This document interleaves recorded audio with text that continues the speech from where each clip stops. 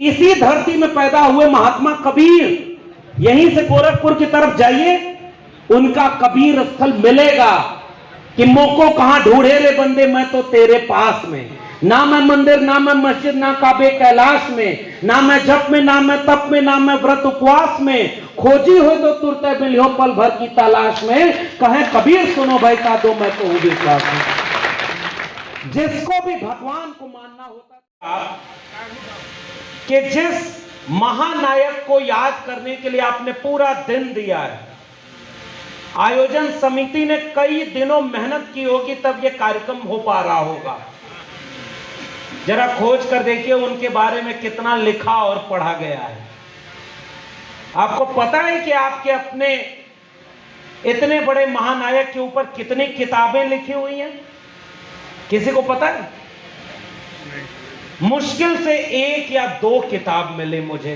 मैं बहुत खोजा।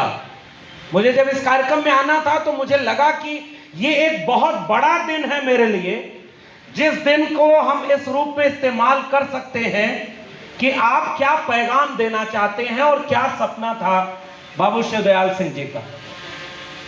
तो जिस समाज के लिए उन्होंने संघर्ष किया, उस समाज ने उनके संघर्ष को कितनी जगह दी है।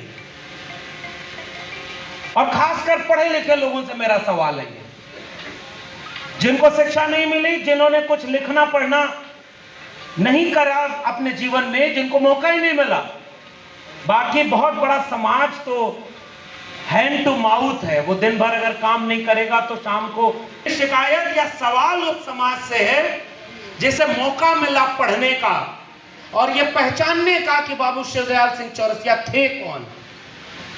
और पूछिए, मेरे पास एक किताब मिली, सुरेंद्र पाल चौरसिया जी ने लिखी है, राष्ट्रव्यापी पिछड़ा वर्ग आंदोलन के जनक डॉक्टर शिवदयाल सिंह चौरसिया। तो मैं इस बात के लिए सुरेंद्र पाल चौरसिया जी को बधाई दूंगा कि उन्होंने एक किताब लिखी है। और एक पतली सी किताब और है जिससे बहुत पहले मैंने एक वीडियो बनाई थी, और उस वीडियो में मैंने जब ये पढ़ा, जाना, समझा कि हमारे लोगों को तो बताया ही नहीं गया कि शिवदयाल सिंह चौरसिया जैसे लोग क्या थे। उस वीडियो में मैंने पढ़ा उस पतली सी किताब से। 2 या 3 किताबें और हैं जो आज की तारीख में आप खोजने जाएंगे तो शायद नहीं मिलेंगी। तो केवल जिंदाबाद अमर रहे का नारा लगाने से कोई बहुत महान नहीं बनता। कुछ दिन बाद आने वाली पीढ़ी भूल जाएगी। आज वक्त ऐसे लोगों का है कि जो पैदा भी नहीं हुए उनको भी अमर कर दिया गया किताब लिख करके। समझदार को इशारा काफी है। जिनका इतिहास ही नहीं है, जिनका पता ही नहीं है कि वो थे नहीं थे, क्या किया क्या नहीं किया पता ही नहीं, और कैसी कैसी कहानी गढ़ के अमर बना दिया। आपके बच्चे भी पैदा होंगे। आजमगढ़ मेरा घर है, तो आप अपनी बोली और मिट्टी में आप जानते हैं कि चौरस किसको किया जाता है, जहां उबड़ खाबड़ होता है। वहां पर पहले जमाने में बुलडोजर चला के साफ किया जाता था, बराबर किया जाता था। आजकल बुलडोजर कहीं और चलाया जा रहा था। सुप्रीम कोर्ट को कहना पड़ा कि नहीं भाई कानून से चलो, कहा ना सुप्रीम कोर्ट ने। और किसके घर पर चल रहा था, अभी राजनीतिक मंच नहीं, इसलिए उधर कोई बात कहूंगा नहीं, लेकिन इशारे में वो बात करनी जरूरी है जिससे आज हमारा प्रभावित होता है। तो शिवदयाल सिंह जी क्यों कह रहे थे कि मेरा नाम शिवदयाल चौरसिया है और मैं जमीन को चौरस करना चाहता हूं। इसका मतलब उबड़ खाबड़ थी जमीन, उस जमीन में किसी ने बांट दिया था कि हम सबसे श्रेष्ठ हैं, इसलिए हम खटिया पर बैठेंगे और तुम सारे लोग नीची हो, इसलिए जमीन पर बैठना, हमारे बगल में चारपाई पर भी मत बैठ जाना। और इस बात को समझिएगा, मैं केवल वैचारिक बात करने आपके बीच में आया हूं। जब आप जानते थे कि लक्ष्मण यादव को बुला रहे हैं तो आप जोखिम उठाए हैं, तो अब सुनिएगा भाई। बाकी लोगों को आपने बुलाया, बहुत अच्छी बात है। तो मैं नहीं, व्यक्तियों का नारा मत लगाइए। लक्ष्मण यादव का नारा लगाएंगे, कल लक्ष्मण यादव बिक गया तो सामाजिक आंदोलन की लड़ाई का क्या होगा। इसलिए व्यक्ति महत्वपूर्ण नहीं है, विचार महत्वपूर्ण है। जिस विचार को बाबू जगदेव प्रसाद और बाबू तो जमीन उबड़ खाबड़ है, उसे चौरस करके ही मरूंगा। लेकिन व्यक्ति की उम्र होती है साहब, आज ही के दिन वो रुखसत कर गए। उन्होंने 1929 में उस समय की एक आदि हिंदू सभा हुआ करती थी, आदि हिंदू सभा। भाई सब धर्म हिंदू, सब लोग एक हैं, और ये इतिहास का लिखा हुआ सच है। और उस समय बहुत सारे लोगों को जोड़ करके वो आदि हिंदू सभा के सदस्य बनाया करते थे। कुछ दिन बाद देखिएगा ये इतिहास मिटा दिया जाएगा।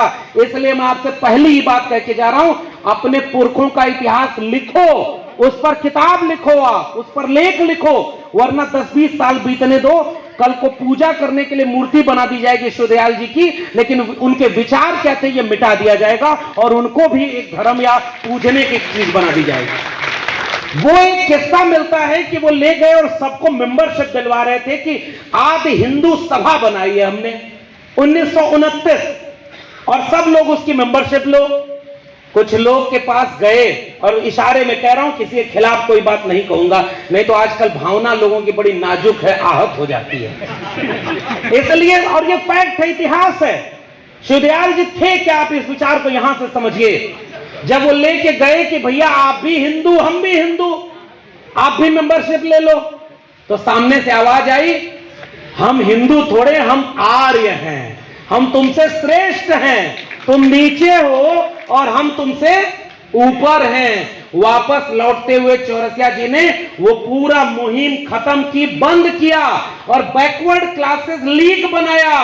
कि पहले तो हमको लग रहा था, हम समझते थे कि तुम भी हिंदू, हम भी हिंदू, लेकिन तुम तो हमें जातियों में बांट रहे हो, तो अब जाओ, अब धर्म की लड़ाई हम नहीं लड़ेंगे, हमारी लड़ाई इस देश के वंचितों, शोषितों, गरीब, कमजोर और पिछड़े, दलित और इन लोगों को सत्ता के मुकाम तक पहुंचानी हमारी लड़ाई होगी। और उन्होंने एक नया संगठन बनाया जिसका नाम था बैकवर्ड क्लासेस लीग, और उसी बैकवर्ड क्लासेस लीग के संघर्षों की वजह से हम जैसे लोग यहां पहुंच पाए। इस इतिहास को जानना बहुत जरूरी है। आजकल धर्म के नाम पर मूर्ख बनाने का काम चल रहा है, यह बात तो कहनी पड़ेगी।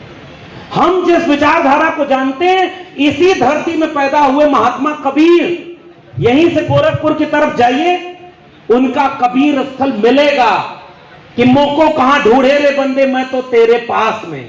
ना मैं मंदिर, ना मैं मस्जिद, ना काबे कैलाश में, ना मैं जप में, ना मैं तप में, ना मैं व्रत उपवास में, खोजी हो तो तुरते मिलियो पल भर की तलाश में। कहे कबीर सुनो भाई साधो, मैं तो हूं विश्वास में। जिसको भी भगवान को मानना होता